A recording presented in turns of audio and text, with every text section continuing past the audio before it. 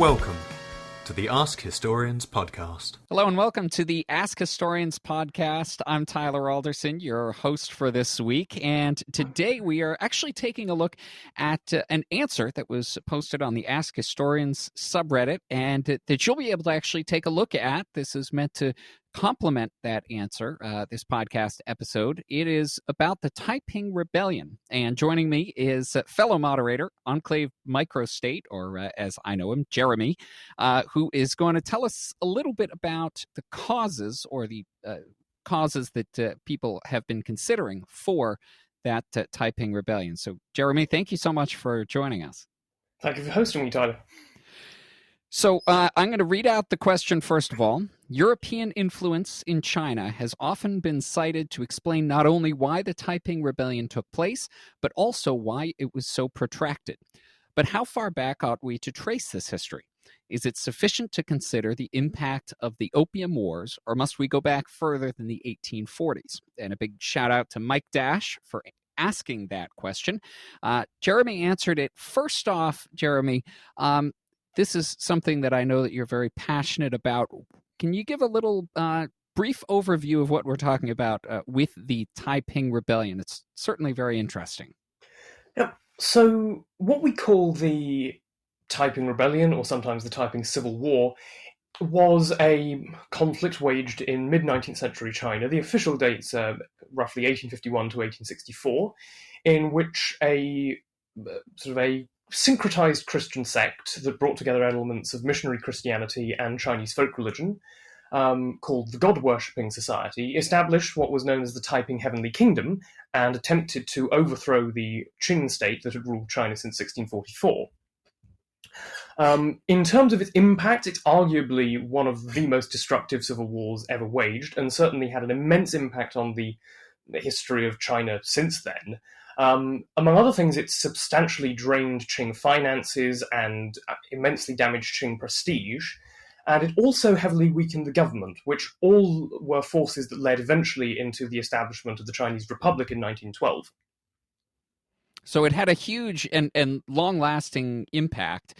We're talking about some of the causes of it, and one of the first ones that jumps out when you're talking about European issues is the fact that it was kind of based, I don't know if based around Christianity is quite the right way to put it, but it certainly involved Christianity. What influence, how did Christianity come in, and was that a mainly European influence on that aspect of the Taiping Rebellion? Yeah, I mean, it's a complicated matter. The leader of the Taiping Heavenly Kingdom, a guy called Hung Xiuqian, had in 1836-ish, we don't know exactly, there are accounts that say 1836, but often with the caveat that, or it could have been earlier, obtained a set of Christian tracts, which had been written by a Chinese convert in what's now Malaysia. And I mean, again, the sources like to tell slightly different versions of it, but he either read these pamphlets and then went on to have a vision in which he believed he was brought to heaven and fought an army of demons, or he had this vision of fighting an army of demons first and then read the pamphlets and then realized, oh, this is what happened.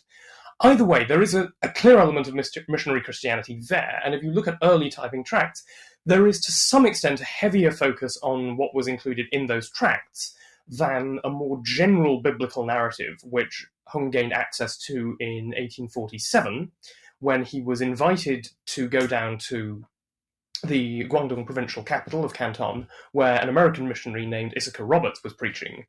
And Hung, at that stage, gained some instruction directly from a missionary, and also brought back a copy of the Bible when he finished. And this is something that you actually mention in the answer, that one of the reasons why the question asked about the Opium Wars, but one of the reasons why the Opium Wars are kind of discounted a little bit is because this revelation, this vision actually happens before that. So this is something that might have been helped along, but certainly does not necessarily come directly because of that war. Yeah, and I mean, the traditional argument to some extent has been that although, yeah, some aspects of this, especially the revelation and the reading of the pamphlets, really happened independently of the Opium War. Nevertheless, the Opium War does cause a little bit of social dislocation in South China that helped things along. I'm not going to lie, I'm personally somewhat skeptical of this, because that relies on the idea that the economic impacts around the city of Guangzhou in particular necessarily permeated really quite far up the Pearl River Valley in a very sustained way. I think it's more useful to look at very long-term factors in this regard. And that's where we start getting to the meat of this answer, which is a lot about essentially ethnic tensions and some amount of economic tensions as well, that start to inflame those ethnic tensions. And I guess we'll start by just explaining that China's got the Han majority, but has a lot of different ethnic minorities, and that the Taiping Heavenly Kingdom did involve one of those at least. It's probably worth clearing up some things here. I mean, the Taiping Heavenly Kingdom mostly involved Han people, but what's important to note is that the Han have historically always had huge numbers of little subgroups. It's like a lot of classicists have made this argument for Greeks that, Greekness is defined against barbarians, that Han identity is something that is generally defined against other things. But within that, there are lots of little groups that can be called ethnic, in large regard sort of linguistic. So in Guangdong province, for example, there's always been, well, at least historically, a sort of tripartite division between Cantonese speakers, Hakka speakers, and what's known as Teochew speakers. And in the case of the Taiping Heavenly Kingdom, the original core leadership was from the Hakka speakers. And an important thing to note is that Hakka speakers were the descendants of sort of later migrants to the region. By the 19th century, they'd have been there for centuries, but nevertheless, the name is guest people, if translated literally. So they were always regarded as a separate group from the Cantonese-speaking majority population of the province. And the same applies for neighbouring Guangxi, where again, the Cantonese speakers formed somewhat of a majority, Hakka speakers formed a minority. And they tended to form very much monolingual settlements and villages. So that's one layer of kind of regional identities that is very much subgroups of the Han. But it's important to note that even in, for example, neighbouring Guangxi province, there was a substantial indigenous population that predated even Han colonization. And these were a separate group against which you can argue these Han groups could define themselves in some periods. And on top of that, there's an imperial layer, because the ruling caste of the empire, the Banners, were very much dominated by an ethnic group from what's now northeastern China called the Manchus. And this was the source of a lot of tension between them and pretty much all the other groups, because if the Manchus were seen to be oppressive or ineffectual, there was a much easier case to be made that was because they were foreign. So there's a lot of layered identities involved, and it's not purely ethnic, because in a sense the ethnic identity, if you can call it that, is still Han in some sense, but sub-identities do certainly play a huge part. And economic tensions as well, some economic problems that end up inflaming that a little bit. Yeah, so the big economic problem, fundamentally, you can argue, is population growth in this period. The Qing, when they came to power in 1644, came into possession of an empire with a population of maybe 200 million at tops. By accounting for deaths and so on as a result of the Qing conquest, between, say, roughly 1680 and 1850, the population had tripled from about 150 to 450 million.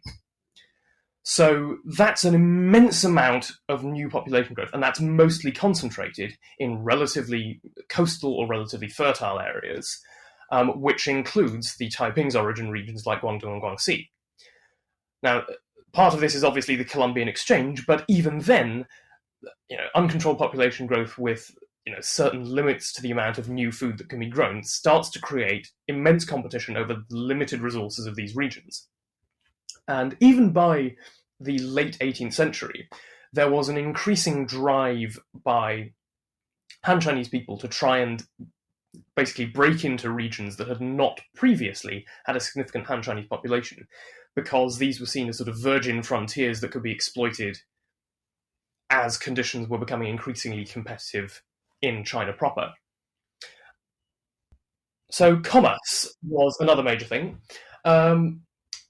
Commerce was essentially the lifeblood of the southern Chinese economy, in part because it's a generally quite rugged region down here.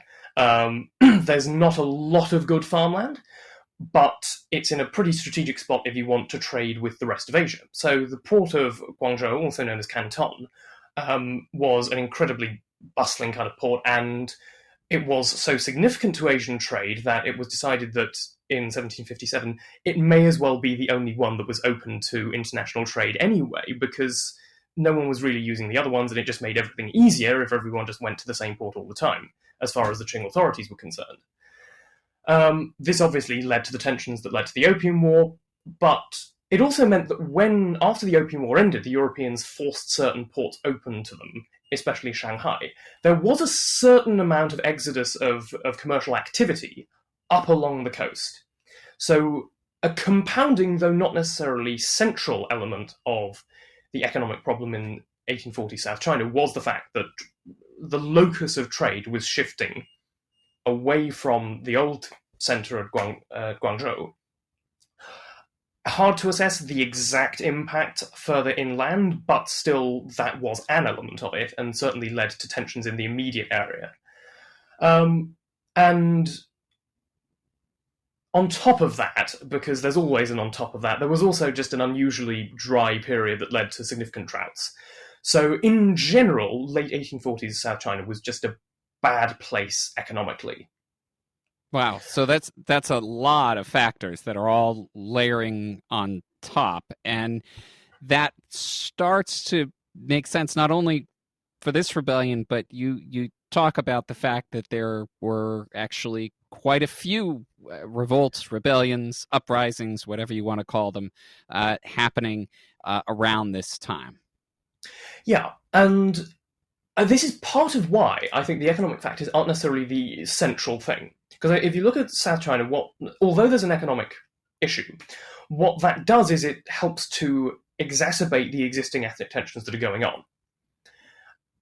There's a huge number of revolts I could go into. I think the two most interesting comparisons, partly because they are actually quite similar and happen around the same time, and in the same general belt, are what's sometimes known as the Pantai Rebellion in Yunnan, which was one of the regions that I alluded to that was sort of increasingly aggressively colonized, if you can say that, and I think you can, in the 18th century by Han Chinese moving in from the northeast. And the other is the Small Sword Rebellion in Shanghai, which broke out in late 1853, and which seized control of the city for about 17 months. And in a sense, neither of these was subject to the same economic problems as South China, because, as I mentioned earlier, the locus of trade moved to Shanghai. It wasn't as though Shanghai was a region with worsening economic opportunities. To be frank, Shanghai was entering a great boom phase, and yet a rebellion still broke out that was clearly pretty well backed. So it's why I think the ethnic angle is particularly important on this. We need to... The key thing really is that, in a sense, if we just look at the Taiping in isolation, we can look a bit too much at things that make them unique and say, aha, this is why they revolted. But those wouldn't help to explain things like the Pantai Rebellion, which had its economic elements as well, or something like the Small Sword Rebellion especially, that is somewhat independent of economic factors. So yeah, can we go into those a little bit more? I don't know which one you'd like to pick first, but it certainly gives some added context in terms of other issues around that time. Yeah. So the Pantone Rebellion, it's worth noting, is that's a British name for it. Pantai is a name given by British administrators in Burma, now Myanmar, to refer to Chinese-speaking Muslims, many of whom fled the region as the revolt continued. So traditionally, the Pantai Rebellion has been conceptualized as a rebellion of specifically the Muslim population of Yunnan, who had been there since the Mongols, really. against, firstly, other Han Chinese in the region, and also against the Qing state. A book recently, from 2005 by David Atwill, argues something somewhat different, that actually there was a more complex mix, that although there was a very clear tension between Muslims and Han in the lead-up to the rebellion, which I'll get into in a moment, when the rebellion actually broke out, it was not just Muslims against Han. There were Muslims and there were Han, and critically a large number of indigenous peoples who banded together against the Qing, who were supported by a large number of Han, but these were largely the Han who had migrated in the late 18th century. Whereas it seems like it tended to be that Han who had descended from earlier migrations under the Mongols and under the Ming dynasty joined together with the Muslims as a sort of coherent Yunnanese body. I bring this up because it illustrates a pattern that goes on with all three of these revolts, that although in one sense they begin in low-level violence between individual identity groups in these local regions, when the state starts to get really involved and tries to take control of the situation, in a sense, these identities sort of put their differences aside and declare themselves really against the Manchus or against some other local group that is decidedly different and outside. So going back to the Taiping, for instance, I noted that the Taiping leadership was Hakka, but that doesn't mean the whole Taiping membership was Hakka. By the time they rose up in rebellion at the start of 1851, they clearly tried to form a sort of composite group of both Hakkas and Cantonese speakers, and basically declared that their main enemy was the Manchus and not each other. And that seems to have also been the case in Yunnan, where the leaders of the Dali Sultanate, which was the main rebel body, very much said this is a uniting of the three teachings or the three peoples, so the Muslims, the Han, and the indigenous peoples, against the Manchus and against their sort of collaborators coming in from the northeast to encroach upon what was a reasonably stable Yunnanese environment. In some ways, it's ethnic tensions, but ultimately the ethnic tensions are also going back and against the Manchus rather than in between people who are living together. And one thing that I actually wanted to clear up in terms of the Manchus, and you mentioned that they were kind of seen as foreign, and the Qing was seen as foreign. Is there, I don't quite know how to put this, but is there sort of an anti-establishment feeling against the Qing in general? Is their Manchu identity a huge part of why people don't like them, or are they also doing unpopular things? Is it that because of these economic issues that they're the ones in power, so people feel like they should be doing something and they're not? What are the complaints there? So, I mean, in a sense, if you're talking about sort of did people think that they were doing things they shouldn't be, I mean, a lot of people thought they shouldn't be ruling China at all, is the key point here. Because in some sense, I mean, Manchu tension over the Manchu identity of the Qing state from the Han Chinese was something that went up and down, but it never ever really went away. It was always somewhat difficult to avoid the perception that the Manchus were foreign. They didn't, at least nominally, speak the same language, and even as a large number of these sort of Manchu provincial garrisons kind of acculturated and switched over to using Chinese languages and so on, they still maintained a lot of distinct identity markers. So for people who lived close to Manchus, I mean, you might never see them regularly at all because they had their own little walled garrison towns. So there was always this sense that the Manchus were an other. And if you look at the period of the First Opium War, for instance, there's sort of records from the city of Zhenjiang, where it's very clear that there was not only animosity against the Manchus, but also animosity from the Manchus, who didn't really trust their Han Chinese subjects, not to actually support the British.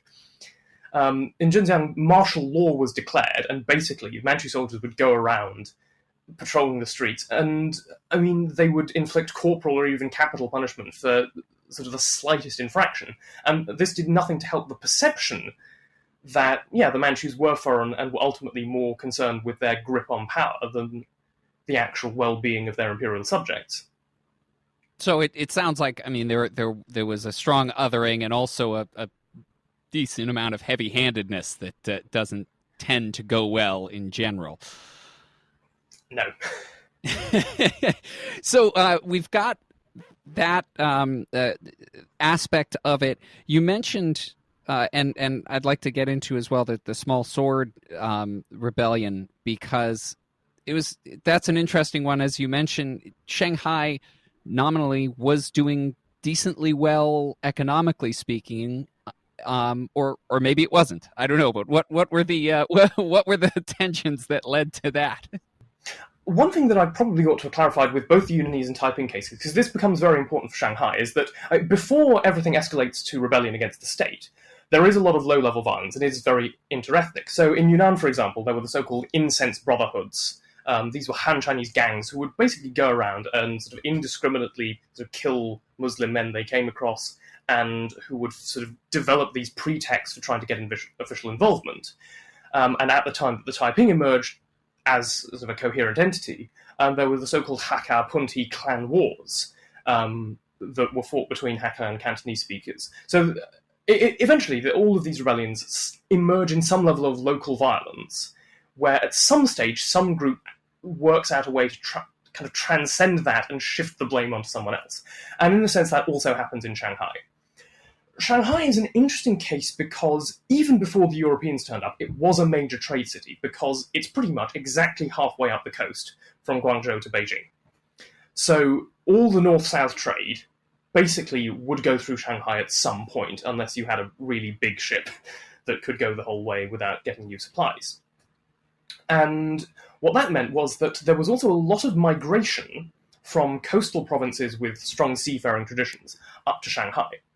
By the time the Small Sword Rebellion broke out in 1853, roughly half of the population of Shanghai, which was at the time in, I forget if it was Jiangsu or Zhejiang province, but that kind of region right at the mouth of the Yangtze, about half the population came from either Fujian or Guangdong provinces, which is significantly further down the coast. And these populations largely were sort of sailors, dock workers, merchant compradors, etc., and they largely organized in what were known as native place associations. These were sort of, you can call them kind of guild halls even, of people from the same sort of general locale. And these native place associations basically provided a lot of cover for illicit criminal activity, things like opium smuggling, muggings, etc., that basically the local Shanghainese population were increasingly unable to deal with. Things came to a head in 1853 because the Taiping turned up in Nanjing, just up the river from Shanghai, and established it as their capital. And so the Qing thought that they ought to establish a series of militias, and the various guild halls offered to support them. And they establish a militia, and the Qing realize they can't pay them, and so they disband the militia after a week, and the militia are very much not happy about this and stage a coup.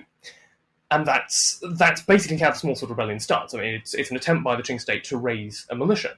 What's interesting, though, is that although the whole issue in Shanghai of this low-level violence had been largely between these various native place associations, and directed often at people who were very much local, or at least involving local people, when it came time to A, raise the militia against the Taiping, and B, launch the coup, the native place associations, regardless of what province they were affiliated with, joined together. But that doesn't mean they worked together very well, and the 17 months of occupation were very much marked by tensions between the various groups over, for instance, what to do with captured Qing prisoners and so on. Even then, we can see a degree more unity than there had been before. And this is particularly evident in the native place associations for the province of Guangdong, because, as I've noted, there were three main linguistic groups, all of whom were represented in Shanghai. But because these were moved out of Guangdong and were now in Shanghai, there was a closer sort of sense of coherence than there would have been back in Guangdong, simply because they were all foreigners together, in essence, in this new context. And so they formed a reasonably coherent group, as far as we can tell. And then you had the Fujianese forming a reasonably coherent group, despite differences there. And then you had sort of the Zhejiang locals forming their own group. So, I mean, all to say that this period is one that sees a lot of interesting things happening with identity groups. As on the one hand, you do have this real sense of animosity that escalates into low-level violence, but you also, in quite a few contexts, find groups that would not previously have banded together doing so in the face of a sudden crisis.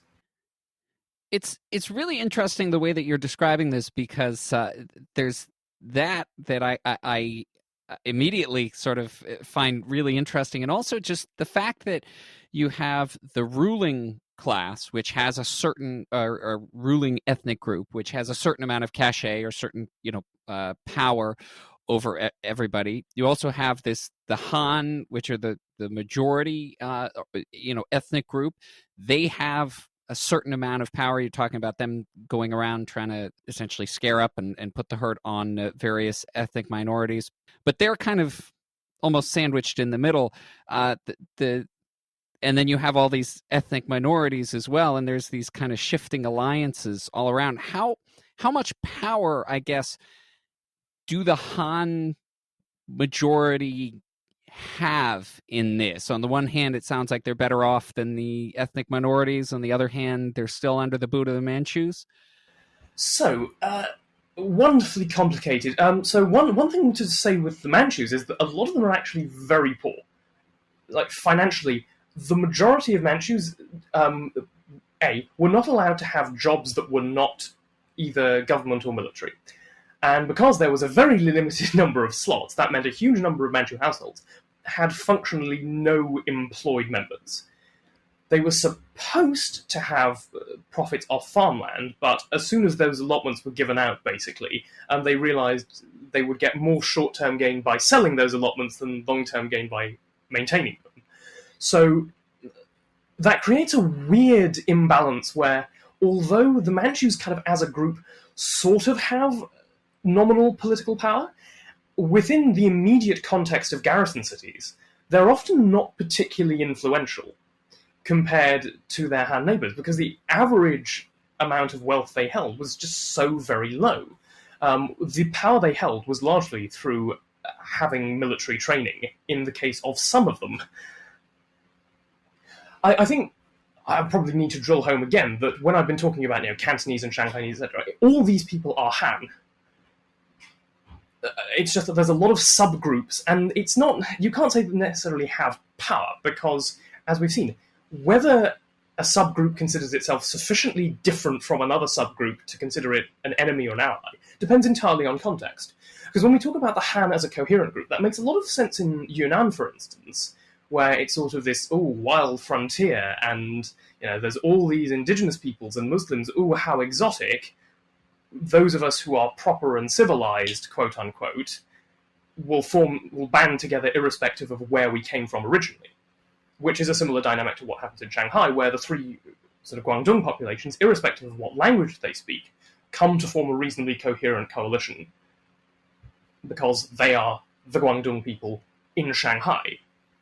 Even though, like back home, these are people who are actively raiding each other's villages. So, in terms of sort of kind of power balances, I mean, the Han have power in the sense that they are a clear majority, and if the Han do band together in sufficient numbers, that is a serious threat to a Manchu-led state structure. But the conditions under which Han will band together are very, very diverse, because China is a gigantic place, and there are a huge number of different contexts. There are places where Han identity as a coherent construct makes more sense, and there are some places where it very much doesn't. So you talk about the Hakka subgroup, and speaking specifically about the kind of the alliances in the Taiping Heavenly Kingdom. You also have the Cantonese. Were there any other groups that formed a part of the the governing bodies or the main power behind that rebellion? So the interesting thing is that a lot of discussion of why did the Taiping Rebellion happen really looks at its immediate original context in Guangxi province. There's not a lot that goes into, well, what happens when it leaves Guangxi province? Because it does, and it never goes back. The thing is, the vast majority of subjects, if you will, of the Taiping Heavenly Kingdom were people from Hunan province and occasionally Hubei province and Jiangsu province, and, well, bits of Zhejiang province. Basically, this sort of Yangtze Valley area. These were largely Mandarin speakers, although there's a lot of regional variations in that.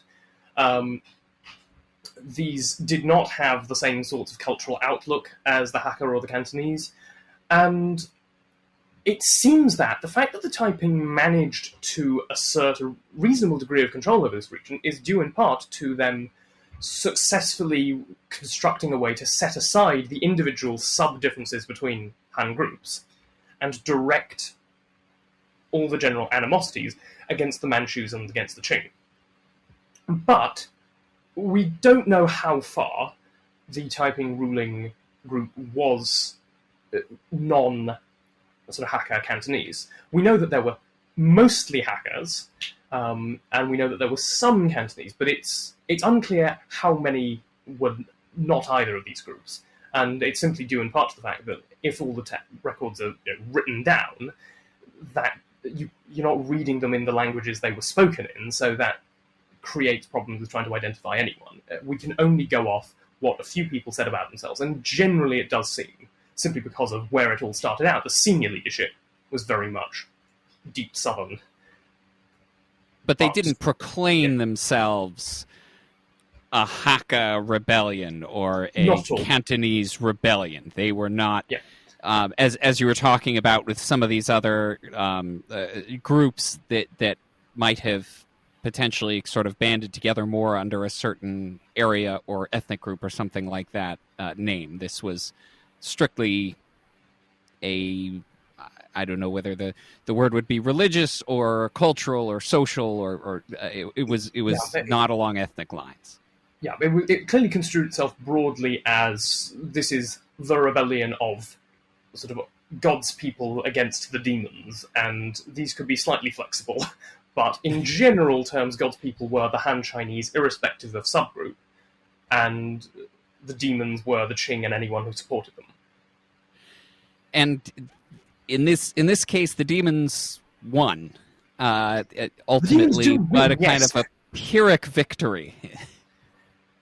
Yes, I mean, so the thing is, like I said, there are cases where Han so you can say, oh, the Han banded together, and you can say there are cases where they didn't.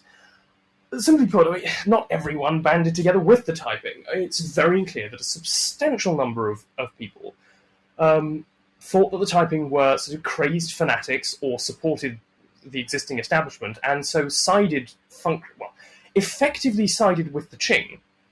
But that's somewhat complicated, because in putting down the rebellion, what the Qing generally did was create new methods of collecting taxes and create regional militia units, which were effectively in the hands of local strongmen.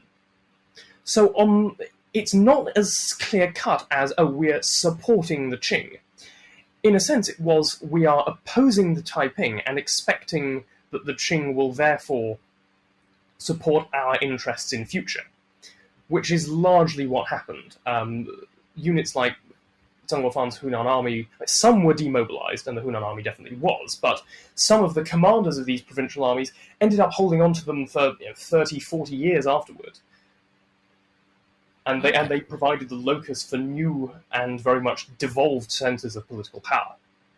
And they paid these militias, as opposed to the ones that got screwed over in Shanghai.